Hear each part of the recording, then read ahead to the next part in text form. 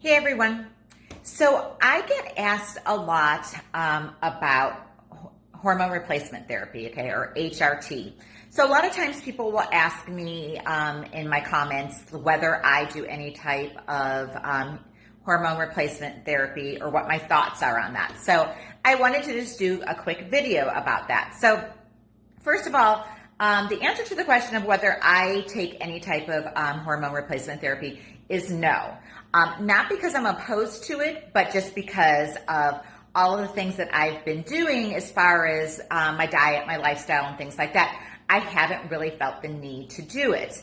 I've tried some things in the past and actually just haven't liked the way I felt, so have gone back to just kind of doing everything naturally. So now there are two forms of hormone replacement therapy. There are synthetic forms, and then there are bioidenticals.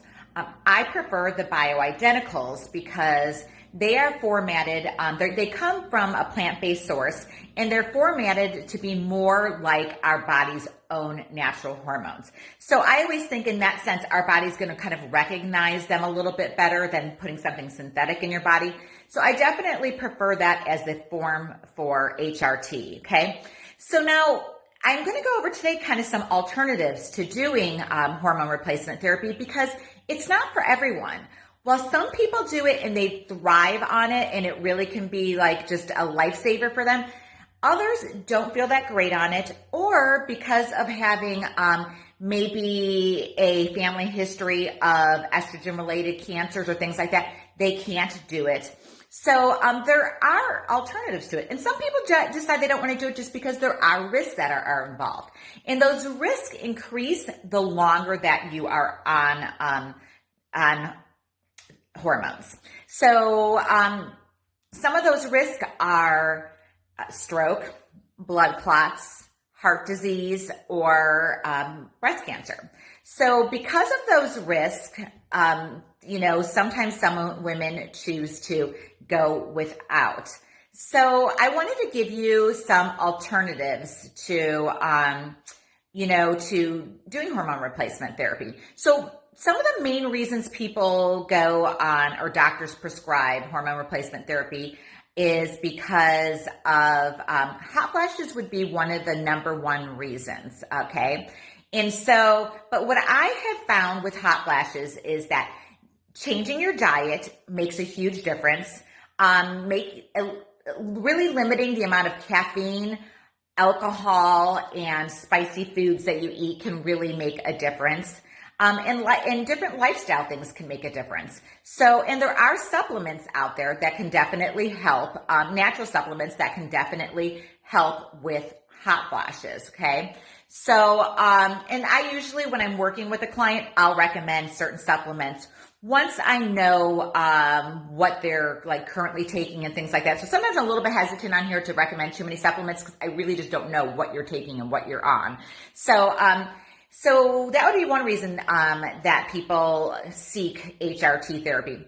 Another thing would be osteoporosis, okay? We run a risk of osteoporosis as our estrogen declines and our testosterone declines. So a lot of times, if you test positive for that, a doctor will recommend that you do some type of HRT, okay? But there are things that you can do with diet that can definitely help with that. Definitely eating a diet high in vitamin D and calcium can definitely help with osteoporosis. So can exercise, especially weightlifting, okay? Weight-bearing exercises can definitely help with our bone density. So that's another option. Another reason people go on HRT is insomnia, okay? That's a big one. And so this can also be benefited by doing things that help hot flashes, because a lot of times that's why women start to have insomnias, because they're awakened from these hot flashes or hot flushes. But also there are just different reasons, either from different hormonal imbalances, that can cause insomnia. So taking something that is a natural aid to help with sleep can definitely help with that, okay?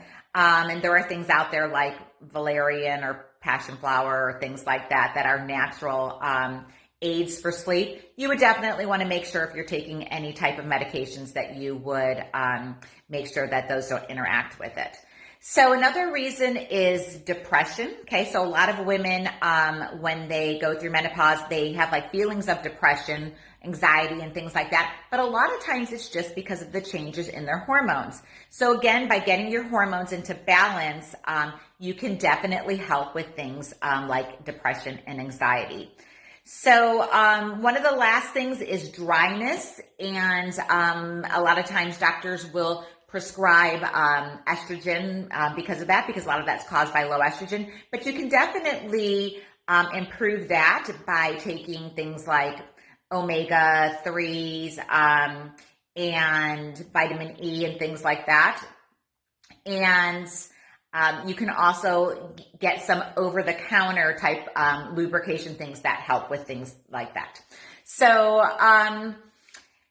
dietary changes, exercise, lifestyle changes, and another big thing is learning to manage your stress, okay? Because when you go through menopause, your ovaries are starting to shut down, and so most of your hormones are produced through your adrenal glands, right? And if your adrenal glands are shut because you're stressed all the time, you are definitely going to have lower levels of hormones in menopause. So you definitely want to work on managing stress, doing things like meditation, yoga, hot bath at night, anything that's just going to kind of relax you.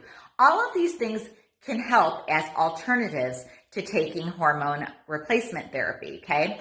So now, you may not know exactly why you are having these symptoms. And so before you just kind of like go, for like just a shot in the dark and start taking some supplements and start doing things, it's a good idea to kind of know, where you're at. So different things that you can do are you can get labs, okay? That can definitely give you a base point of where you're at. And also, I'm a big believer looking at symptoms. Also, symptoms can tell a lot. Labs can tell me what's going on that day. Symptoms can tell me what's going on all the time with you. So I like to use those two things when I'm working with my clients. So if you're suffering from menopausal symptoms and you are kind of on the fence of whether you should try HRT, maybe try doing things the natural way first before adding in any type of replacement therapy, and see if that works for you. And then if not, then the next suggestion would be to maybe check out doing some bioidenticals and try to find a doctor that would work with you on that. But if you need help with working on alternatives to HRT, I would love to help you. That's what my program is all about, is about balancing things naturally, losing weight naturally. And I take you through these different steps to help you get there. So for more information, as always, visit the link in my bio on Instagram and on YouTube. Check out below. I have a link for more information, and I would love to help you. So reach out to me. Thanks again for listening. As always, like, save, and subscribe, and have a great day.